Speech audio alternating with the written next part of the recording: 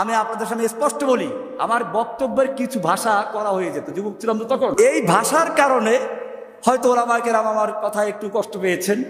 আমি আজকের এই লালখান বাজার মাদ্রাসা থেকে বলছি, আমার কথায় যদি কেউ কষ্ট পেয়ে থাকেন, বিশেষ করে আমার কওমি অঙ্গ ওলামায়ে কেরামরা, আমি তাদের কাছে করজোড়ে ক্ষমা চাচ্ছি। আমি আপনাদের সন্তান, আমি আপনাদের বাচ্চা। খেতে যে নামে তার পায়ে কাদা লাগে, আমি খেতে নেমেছিলাম, কাদা লেগেছিল কিছু, সেই কাদাগুলো ধুয়ে মুছে পরিষ্কার করে আপনাদের খেদমতে এসেছি।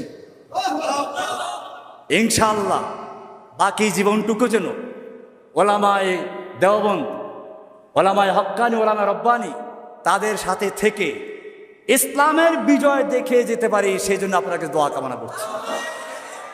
এখন আমার একই কাজ, লিইয়ুযহিরাহু আলা দ্বীনে, সকল দিনে বাতিলের উপরে দিনে হককে বিজয়ী করার জন্য বাংলাদেশের প্রান্তে প্রান্তে ছুটে যাওয়ার ইচ্ছা আছে ইনশাআল্লাহ। ইনশাআল্লাহ এই সাইবুল ইসরাও ইনশাআল্লাহ আমাদের সাথে থাকবেন। শুধু আমরা মাঝবয়সীরা না, আমাদের সঙ্গে এই বৃদ্ধরা থাকবেন, যুবকরা থাকবেন। জেনে রাখবেন, কোনো একটা বিপ্লব যদি তৈরি হতে হয়, যুবকের রক্ত, মুরব্বীদের পরামর্শ, ধনীদের অর্থ, কয়টা বললাম আবার শোনেন, ওসমানদের অর্থ, ওসমান গনির অর্থ, আলীর মতো যুবকদের শক্তি, আর আবু বকরের মতো মুরব্বীদের ছায়া, এই তিনটার সমন্বয় যখন ঘটে তখন বিজয় আসে ইনশাআল্লাহ। এখন থেকে আমি ধন্যবাদ জানাই আমাদের হারুন ইজাহার সাহেবের আব্বা মুফতি ইজহারুল ইসলাম চৌধুরী সাহেবকে। আপনারা অনেকেই হয়তো যারা দূরের তারা চেনেন না। আমি যখন হারুন ইজাহার সাহেবের নামও শুনি না, তখন ওনার নাম আমি শুনেছি। এই বাংলাদেশে ইসলামের জন্য যারাই কাজ করেছেন সবাই বলতেন আমরা লালখান বাজার মাদ্রাসায় মুফতি ইজহারুল ইসলাম চৌধুরী সাহেবের কাছ থেকে এসেছি, ওনার ওখানে আছি।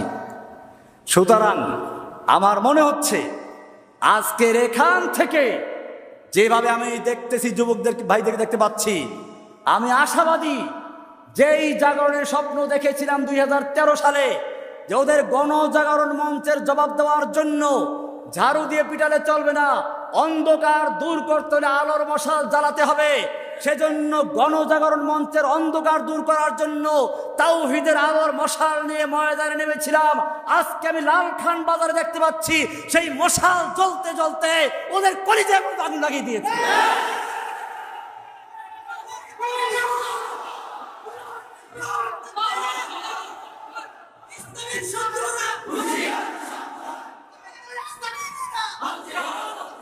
সুতরাং যখন আমাকে আহলে হাদিস বলে প্রচার করা হলো, তা দিয়ে কাজ হলো না। এরপরে ধরলো সবচেয়ে বড় অস্ত্র, জঙ্গি। এই জঙ্গি শুধু আমাকে নয়, যেই কোনো ইসলামের জাগরণ তৈরি করার মতো কোনো প্রোগ্রাম নিয়ে মাঠে এসে তাকে জঙ্গি বলা হয়েছে। সুতরাং আমাদের পিছনে এখনো লাগা আছে। এখন থেকে যদি আমাকে বা অন্য কাউকে, যে কোনো আলেমকে যদি কোনো তকমা দেওয়া হয়, যদি কোনো রকম অপবাদ দেওয়া হয়, সেটা হোক মামুনুল হক, হোক হারুন ইজহার, হোক জসিমুদ্দিন রহমানি, হোক গুনবী, হোক আলী হাসান উসামা, হোক রফিকুল ইসলাম মাদানী, এরকম আরো যাদের নাম না জানা আছে, আপনারা প্রত্যেকটা আলেমের পক্ষে ঢাল হয়ে ইনশাআল্লাহ তাদেরকে বাঁচাবার রক্ষা করবেন ইনশাআল্লাহ।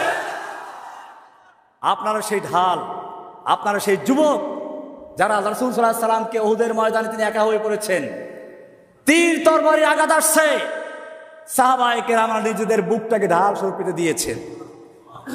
আমি চাই বাংলাদেশের ছাত্র জনতা যারা পুলিশের গুলির সামনে নিজের বুক পেতে দিয়েছ, আবারও যদি কোনো আলেমের উপর আক্রমণ আসে, কোনো আলেমকে জেলে ঢুকাবার চক্রান্ত করা হয়, তোমাদের সেই বুকের তাজা রক্তে মাঠে অবতরণ করতে হবে ইনশাআল্লাহ। अब हमारा एक ही काम इंतकाम।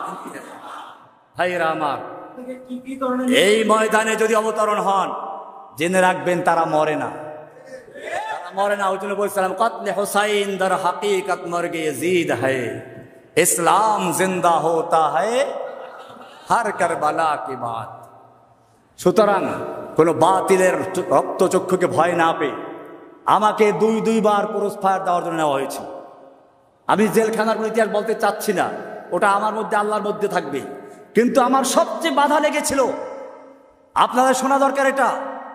আমাকে বলা হয়, রহমানী সাহেব কথা তো অনেক বলেছেন, অনেক শক্তি দেখিয়েছেন, আল্লাহ আপনাকে দেখে না, আল্লাহ ব্যস্ত আছে। কোরআনে বলা না, শোনেন কি বলে, শোনেন, নাউজুবিল্লাহ পরে বলেন, শোনেন কি বলে। তারা বলতে চায় কোরআনে আছে ওই যে ইয়াসআলুহু মান ফিস সামাওয়াতি ওয়াল আরদি কুল্লু ইয়াউমিন হুয়া ফি শান, কয় যে আল্লাহ তো এখন ব্যস্ত আছে। শান মানে তারা ব্যস্ত বুঝাইছে, যে আল্লাহ তো এখন ব্যস্ত আছে। সানাফুরুগু লাকুম আইয়ুহাস সাকালান, আল্লাহ আমাদেরকে থেরেট দিয়েছেন ধরবো, তো যখন ধরবে তখন বুঝবে, এখন তো আমরা আপনাকে ধরছি, এখন আমরা যা করি আল্লাহ আমাদের ধরবে না। চিন্তা করেন কোরআন কি কত অপব্যাখ্যা করছে। এটা নিশ্চয়ই কোন শয়তান ওদেরকে শিক্ষা দিয়েছে। আমি তখন প্রতিবাদ করেছিলাম, এরপরে আমাকে ক্রস ফায়ার দেওয়ার জন্য নিয়ে গেল।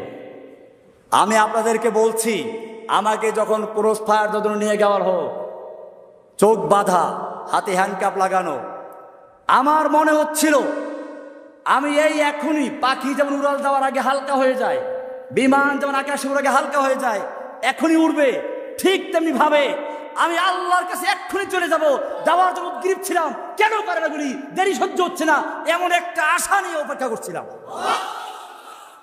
আমি মনে করি তখন যদি আমাকে গুলি করা হতো, হয়তো আমার মাঝে আর আল্লাহর সাথে সাক্ষাতের মাঝে শুধুমাত্র গুলিটাই ব্যবধান থাকবে।